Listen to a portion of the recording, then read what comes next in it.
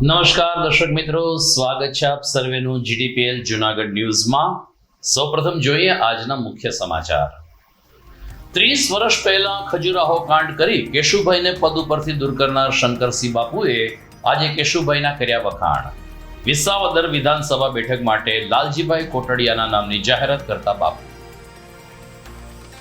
2 દિવસથી નરસિંહ મહેતા સરોવર ફરી ખાલી કરવાની હિલચાલ સામે લોકોનો વિરોધ। તળાવનું કામ ઝડપી પૂર્ણ થાય તે માટે થોડું પાણી ખાલી કરાયું હોવાનો મેયરનો બચાવ। વોર્ડ નંબર 7 માં આવેલ મહેશનગરના રહેવાસીઓ વધુ એક ચોમાસામાં ગારા કીચડના સામ્રાજ્યમાં દિવસો પસાર કરશે। કોર્પોરેશનમાંથી કોઈ સહકાર ન મળતો હોવાનો આક્ષેપ।